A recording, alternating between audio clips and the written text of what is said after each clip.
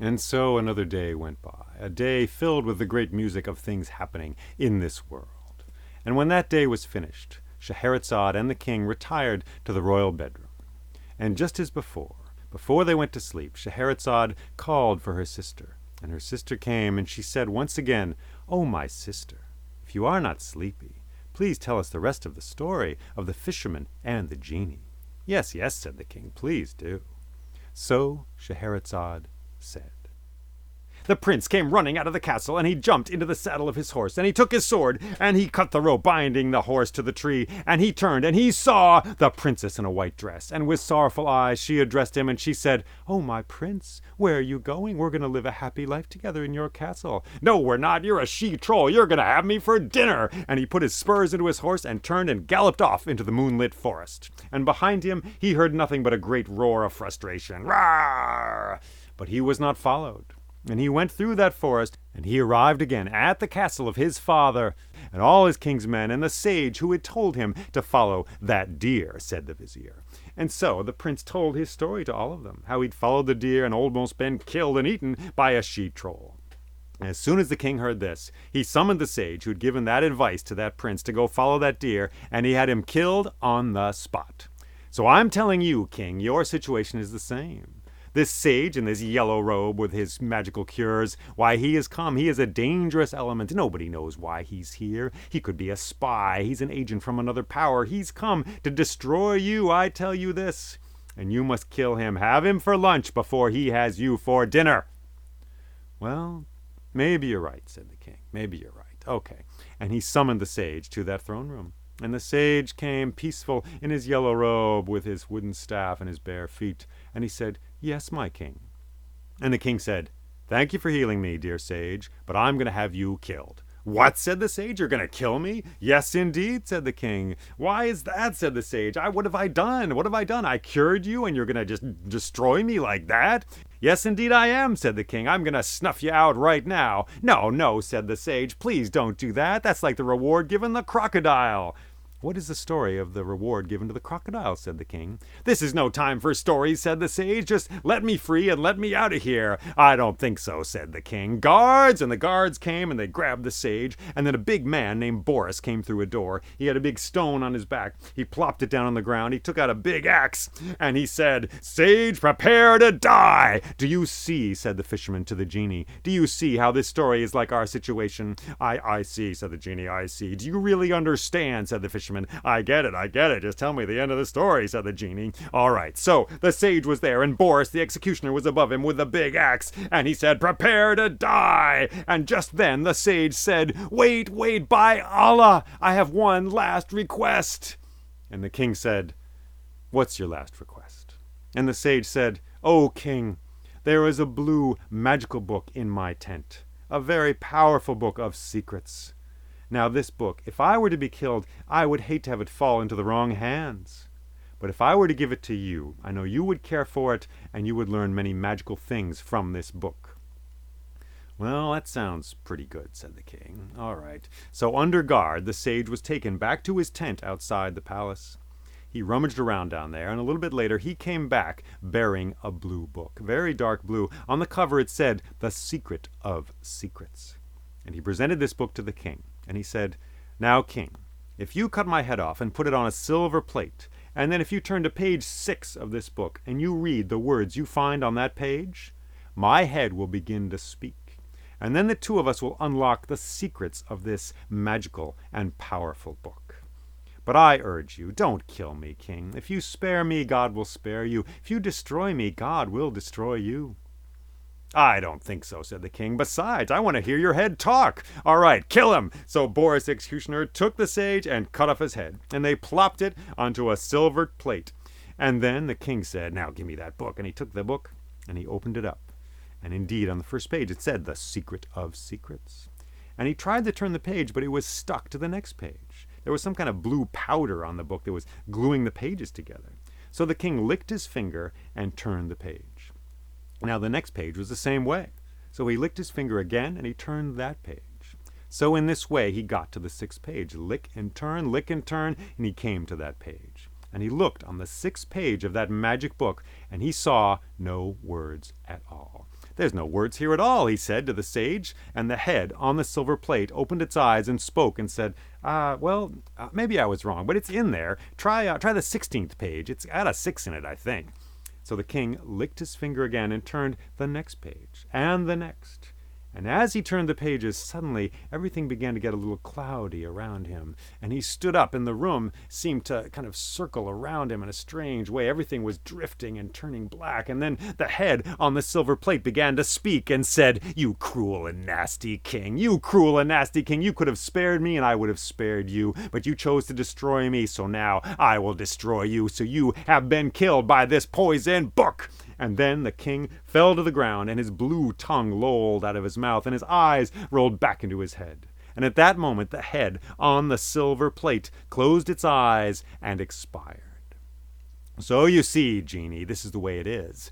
If you'd spared me, I would have spared you, but you chose to destroy me. So just like that king and that sage, I'm gonna destroy you right now. Here we go." And he began to roll the jar back into the sea. Wait, don't do that," said the genie. Be kind. Don't treat me the way Imama treated Akrit." "What is the story of Imama and Akrit?" said the fisherman. "This is no time for storytelling," said the genie. "I'm stuck in here. Just let me out of this thing. Have mercy. "I'm sorry," said the fisherman. "I can and I will. I'm going to roll you into this ocean, and then I'm going to build a house on the shore of this place, and I'm going to live in that house, and if anybody ever takes you out of the sea again, I'm going to tell them to leave you in the jar, so you'll stay there forever and ever and ever. All right." And he was about to kick that jar into the deep currents where they would take it away into the deep parts of the ocean, when the genie spoke and said, "By Allah and King Solomon, I swear I will not harm a hair on your head if I am let out." "What?" said the fisherman. "You, an evil genie, swearing by Allah and King Solomon?" "Yes, by Allah, Lord of the 3 worlds, I swear. By King Solomon, the magical king, who could weave together the fabrics of the wind, I swear I will not harm a hair on your head if you let me out." Said the fisherman. "And what's more, I will make you indescribably rich." Well, I guess, that sounds sort of good," said the fisherman. "All right, I'll let you out." And so he rolled the jar back up onto the sand. He stood it up, and he took his knife out, and he began to pry the lead stopper out of the top of the jar. "Oh, thank you," said the genie. And he pried, and then the lead stopper came off, pop! And then, just as before, there was a small trickle of green smoke out of the top of the jar. It went down the sides of the jar and then up into the air. And more smoke came pouring out, and soon there was a huge green cloud above the fisherman in the air, taller than the tallest tree. And as he watched, it took the shape of a man: shoulders, kneecaps, feet, arms, hands, a big sword, a chest, a big face, and the eyes glaring down at him. And the fisherman gave a mountainous and rumbling laugh, and with a great kick of his foot, he sent that jar flying 1,000 miles out into the ocean. And he gave another great laugh, and the fisherman was a little scared, and he said, "You remember you swore, right?" And the genie said, "Have no fear, fisherman. I will not harm you. I will be true to my oath. Come with me. I will show you some magical things." And the genie took a great step away from that shore. He was a tall, big man. The fisherman had to run to keep up. And they walked away from that shore and into some grasses. And after those grasses, they went through a forest. And as they did so, the fisherman said to himself, "This forest wasn't here before. This is a new forest. What strange magical work is this?" They went through that forest, that deep green forest. They came to the end, and there was a valley before them, a deep valley. And in that valley there were 4 hills of black rock, and in the center of them there was a clear lake. And the genie led the fisherman down to that lake. It took some time to get down there, and when they were there, the genie said, "Look into these waters." And the fisherman looked, and he saw 4 fish. One was red, one was white, one was blue, and one was yellow. And the genie said, "Cast your net into these waters. You will catch these 4 fish. And then walk past that 3rd hill of black rock, through the forest you find there. And after that forest you will find a castle made of blue stone.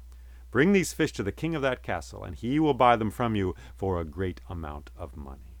But please remember, only fish in this lake once a day. That is how the magic works. Goodbye, fisherman." And he turned and began walking away. And the fisherman looked down at the water. He held his net in his hands. And then the genie said, "Hey, fisherman, And the fisherman looked over there, and there was the genie, and the genie stomped on the ground, and a great crack opened up in the earth. And the genie said, "I'm going to miss you." And with that, he slipped down into the earth, and the earth closed up over his head, and the genie was gone. And the fisherman stood looking, and he said, "Genie, I will miss you too." And then he took his net, and he cast it into the waters of that lake. And before long he had caught 4 fish, one red, white, blue, and one yellow. And he put them on his back, and he began walking away from that lake and through the forest he found there. And after a while he got to the end of that forest, and far in the distance he saw a castle made of blue stone. But at this point Scheherazade stopped speaking, for the light of the rising sun was coming through the windows of the royal bedroom. And Dinarzade spoke, and she said, "Oh, my sister, what a strange and amazing story."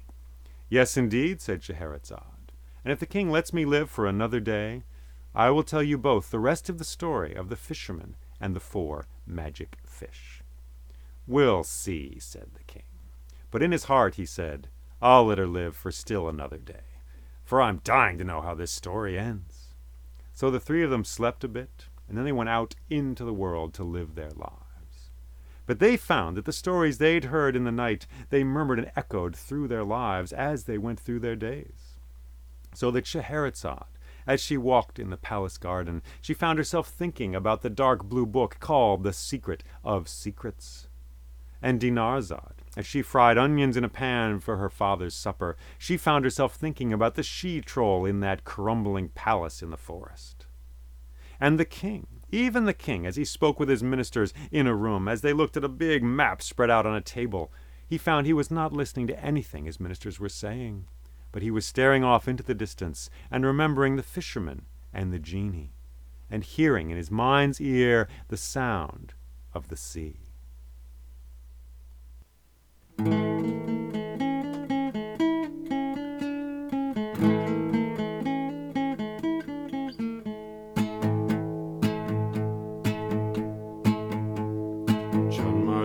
Afsune kasimi picham, John Marze afsune kasimi picham,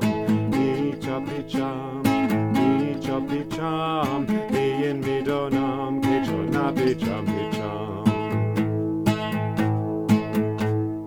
Like a snake in a spell I twist and turn, like a snake in a spell I twist and turn, twist and turn, twist and turn. If I didn't turn, I'd be nothing at all.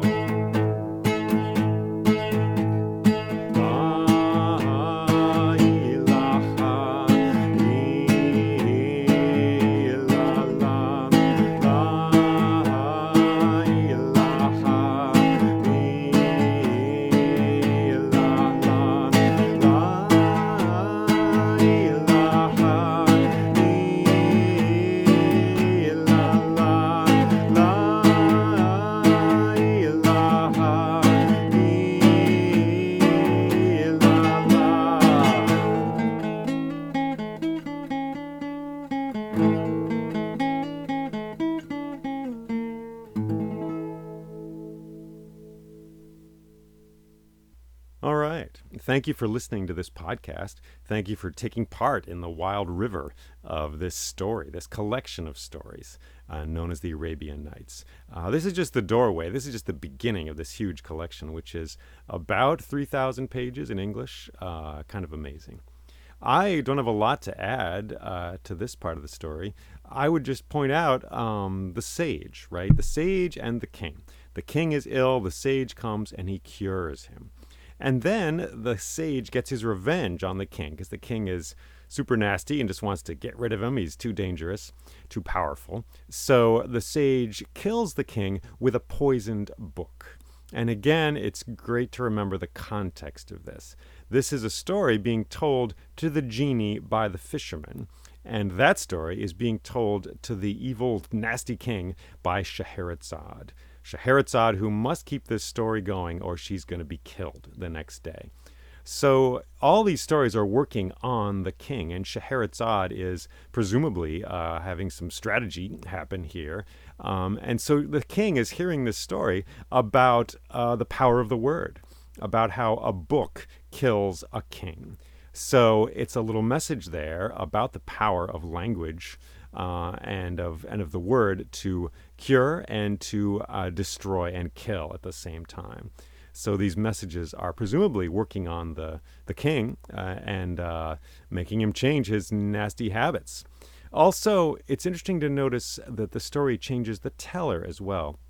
For inside the Scheherazade story, again, the fisherman is telling the story to the genie, a powerful genie. And the genie's at the fisherman's mercy at this point.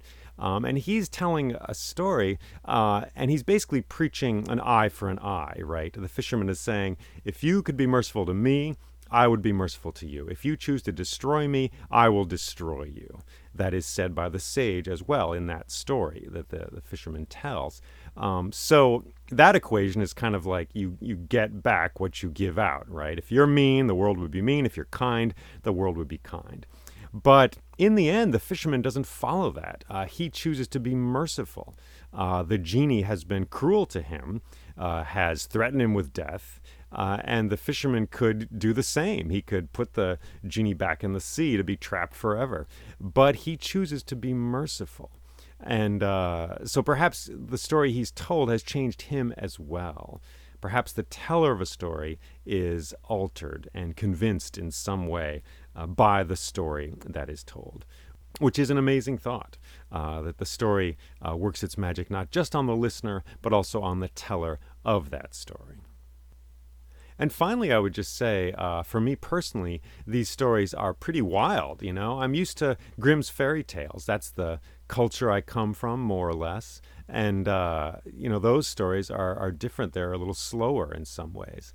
So at first hearing, a lot of these stories from the Arabian Nights feel kind of psychedelic. They feel like cartoons, that everything happens so fast. There's this happening and that happening, and so many narratives are piled on to each other. It's kind of like there's a voice in my head which just says, does it mean anything? I mean, it's just a bunch of crazy stuff happening, right?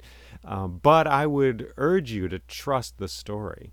And over and over again, I've rejected stories, whether it's in the Arabian Nights or Grimm's fairy tales as well. I look at it in a book and I'm like, I don't like that one. It means nothing.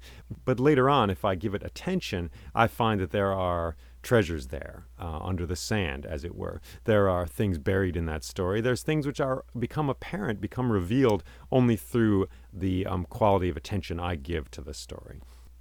In many ways, it's like a landscape. It's like a forest. If you jog through a forest, if you run through a forest, you're going to see some trees. If you walk through a forest, you're going to see a mushroom on the side of the tree. You're going to notice the oak leaves there. You're going to see the moss on the rocks. And if you sit down in that forest and start listening for a while, you're going to hear the birds far away. You're going to hear the squirrels in the trees. And perhaps something in that forest will come to visit you as well. And of course, this story in particular is a story that is medicine for tyrants, right? It's a healing story to change the cruelty of the rulers of this world. We live now in a time of tyrants, it seems to me. And so perhaps we can remember the way Scheherazade works on this king, the way the story works its magic on the world around her. And perhaps we can emulate that and have some of that magic in our own lives and in the world. Thank you for listening to this podcast. Thanks to those who have supported this podcast. I've got a Patreon thingamajig. If you can do that, it's a great help. It's how this happens. It's how the stories get out into the world to work their magic. I've also got a website, jayleeming.com. That's where there's lots of funky stuff and more stories as well. Thanks so much for listening, and take care.